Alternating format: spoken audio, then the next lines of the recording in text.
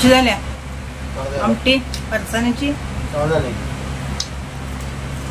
मिसळ सारखी लागले ना मसाला बी जास्त काय घालाय नाही.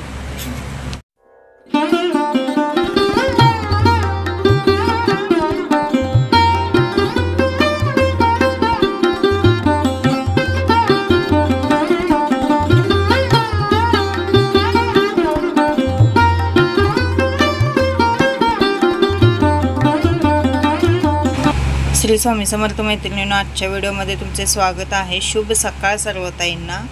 आणि आजच्या व्हिडिओची सुरुवात मी माझ्या देवाऱ्याचं दर्शन घेऊन तुम्हाला करत आहे. आजची देवपूजा बघू शकता तुम्ही. आणि काल बाजारातनं फुलं आणलेली होती 10 रुपयाची, ती घातलेली आहेत. फुलं असली की देवारा खूप छान वाटतो आणि जास्त फुलं पाहिजेत म्हणजे छान वाटतो. तर आज आपण रेसिपी बघणार आहे फरसाण्याची आमटी. झटपट अशी रेसिपी आहे बघा. काहीच जर नसलं आपल्याला भाजी बनवायला, आमटी बनवायला, तर पटकन ही रेसिपी होते. काहीही नाही, सुकं खोबरं, कोथिंबीर, लसूण आणि एक कांदा घालून मी काय केलेलं त्याची पेस्ट बनवून घेतलेली. थोडंसं जिरं घालून मिक्सरला आणि 2 पळी तेल घातलं. त्यामध्ये तो जो मसाला मी बारीक करून घेतलेला तो घातला. आपलं लाल तिखट घातलं, हळद घातली. बाकी कोणताही मसाला घातलेला नाही. साधी सिंपलच रेसिपी केलेली आहे. आणि तेल सुटूसपर्यंत तो मसाला आपण तेलामध्ये चांगला परतून घ्यायचा आहे. मसाला मात्र तेलामध्ये चांगला भाजायचा. आणि इथं मी पाणी ओतलेलं आहे. मी इथं गार पाणी ओतलेलं आहे, तरीसुद्धा कट खूप छान आलेला आणि चवसुद्धा भन्नाट आलेली. तुम्ही इथं गरम पाणी वापरू शकता, पण मी इथं गार पाणी वापरलेलं आहे कारण मला स्वयंपाकाला वेळ झालेला होता. आणि चवीनुसार मीठ घातलेलं आहे, थोडीशी साखर घातलेली आहे. आणि ही जी आपली फरसाण्याची आमटी असते त्यामध्ये फरसाणा आधी कधीही टाकायचा नाही, लक्षात ठेवा. ज्यावेळी आपण खायला घेणार त्यावेळी गरम आमटी आणि त्यामध्ये वरून असा फरसाणा घालायचा आहे. आणि आमटीला दाटसर पण आपण किती छान आलेला आहे बघू शकता तुम्ही. ज्याप्रमाणे आपण मिसळ खातो त्याप्रमाणे ही आमटी लागते, खूपच छान लागते. याच्यावर तुम्ही कच्चा कांदा, कोथिंबीर वगैरे घालून खाल्ला तर एकच नंबर लागते. मी फक्त कोथिंबीरच घातलेली, पण आमटी एकच नंबर झालेली होती. फरसाणा आधी का घालायचा नाही शिजताना, तर तो जास्त प्रमाणात शिजला जातो आणि मग असं लगदा तयार होतो त्या आमटीचा, त्यामुळे ते अजिबात छान लागत नाही. आणि बघू शकता तुम्ही कलर किती छान आपल्या आमटीला आलेला आहे. यायचं आहे सर्वांनी फरसाण्याची आमटी खायला. आणि अशा जेवणाचा आमटी फरसाण्याची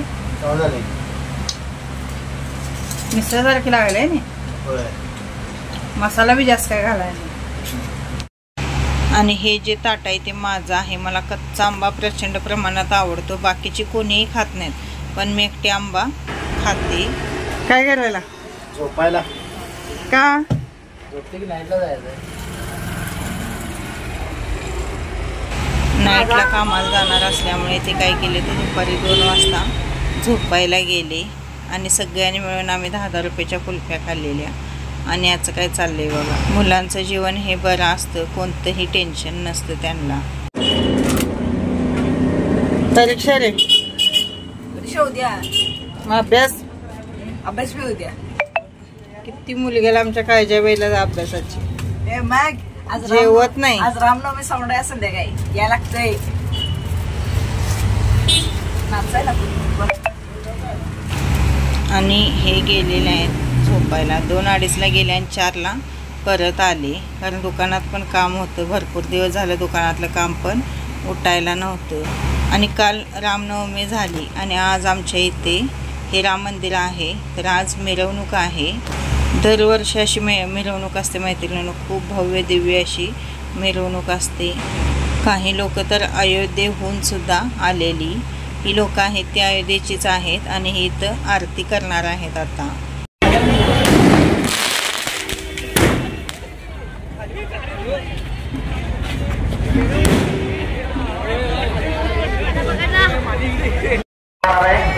तरी कागलनगरीतील सर्व रामभक्तांनी या ठिकाणी उपस्थित राहावे.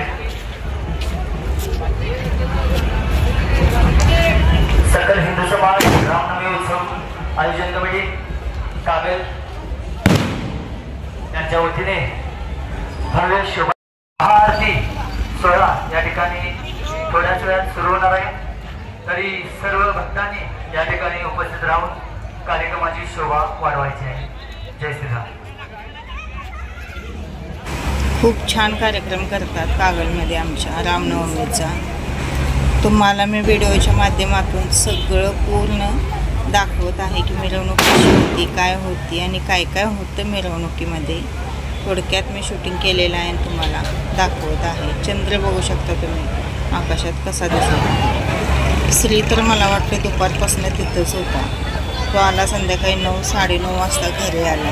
असं काय असलं की मुलांचा उत्साह गगनात मावेना असा होतो. तो आणि त्याचे जे वर्गातील मित्र होते ते सगळे मिरवणुकीमध्ये होते. आमच्या कागलचं अभिमानाचं स्थान आहे हे राम मंदिर. मंदिराला लायटिंग वगैरे खूप छान केलेली होती. मंदिर तर एकच नंबर दिसत होतं. वेगवेगळ्या प्रकारची लायटिंग त्यांनी केलेली होती मंदिराला.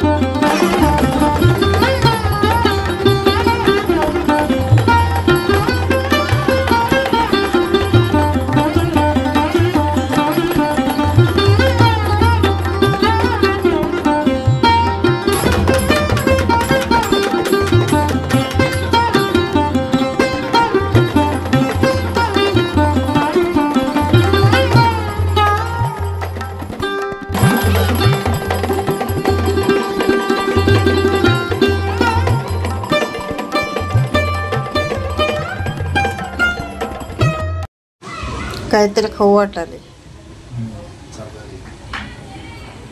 हा म्हणजे गावात जर सांगायचं होतं काय खाऊ वाटाले. आणणार काय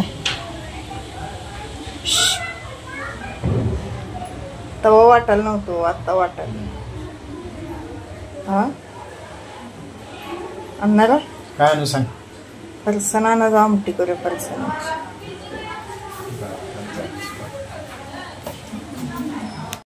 दुकानातून आल्यावर थोडीशी पडली आणि नंतर उठून मग बाजारातनं भाजी आणलेली होती. कारण आज सोमवार होता. भाजी खूप स्वस्त झालेली आहे. कोबीज तर बघा ते असं शेतकऱ्याने तोडून आणलेले ताजे होते. पोत्यातून काढले ते 10ला 2. मी त्याच्यावरची पानं काढून घे म्हटलं, कारण की पिशवीमध्ये खूप अडचण होते भाजी आणायला. आणि वांगी पण 20ला किलो होती. आणि फ्लॉवर 10ला 2. थोडेसे सोकल्यावाने झालेत फ्लॉवर, पण असून ते काय होते. आणि कोथिंबीर पण बघू शकता तुम्ही, फुलाची जून कोथिंबीर आहे. 10ला 2 पेंड्या. हे म्हणत होते कशाला एवढ्या 2 पेंड्या आणल्यात, पण येते वापरायला निवडून ठेवली की. आणि कोथिंबीर आता उन्हाळा असल्यामुळे खूपच महाग आहे, मग स्वस्त मिळाली म्हणून मी 2 पेंड्या आणली. भाजी पालेभाजी वगैरे काही मला मिळालं नाही, कारण की जायला बाजारात वेळ झालेला. 7, 7:15 वाजता आम्ही बाजारात गेलेलो. त्यावेळी बाजार सगळा संपलेला होता. मिळालं तेवढी घेतली. आणि आज मिरवणूक असल्यामुळे बाजार पण जास्त भरलेला नव्हता. आणि ही फुलं आहेत ही 10 रुपयाची आणली देवासाठी. आणि याचं काय चाललं आहे, सकाळी शाळेला चालला आहे आणि बिस्किट आणायला दुकानला गेलेला होता आणि खिडकीतून मला हाक मारत होता. आता त्याला शाळेला घालवते आणि मग बाकीच्या कामांना सुरुवात. हा जो व्हिडिओ आहे तो दुसऱ्या दिवशी सकाळचा व्हिडिओ आहे, तुम्हाला येत आहे. आणि हे कामावरून सकाळी आलेले 7, 7:15 वाजलेले. ते कामावरून आलते. श्री गेला शाळेला. आता माझी पुढच्या कामांना सुरुवात. हा व्हिडिओ आहे तो मंगळवारचा आहे. कामावरून माणूस आला की कसं चेहरा होतो बघा. शुभ सकाळ. शुभ सकाळ सर्वांना. म्हणा की आणि काहीतरी. आणि काय म्हणायचं? शुभ सकाळ. तुमचा दिवस आनंदात जाऊन दे. हा म्हणा की. जरा प्रॅक्टिस करा की बोलायची. अहो धनी, अहो धनी. हा झाले की तेवढेच. बोला. शुभ सकाळ. सकाळ सर्वांना. चहा झाला का विचारा की. मी जेवढं सांगल तेवढंच बोलतात बघा. कॅमेऱ्यासमोर बोलायची अजिबात त्यांना सवय नाही आहे. चहा पिला? हा चांगला झालता काय? आवडला? आणि काय मग वाचायचं?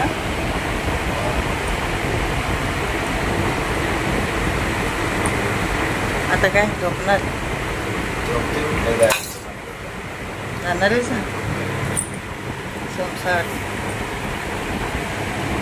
मैत्रिणींना व्हिडिओ कसा वाटला ते कमेंटद्वारे मला नक्की कळवा. आणि व्हिडिओ आवडल्यास प्लीज चॅनलला सबस्क्राईब करा. व्हिडिओला लाईक, शेअर आणि कमेंट करायला विसरू नका. चला तर पुन्हा भेटू काहीतरी नवीन घेऊन. तोपर्यंत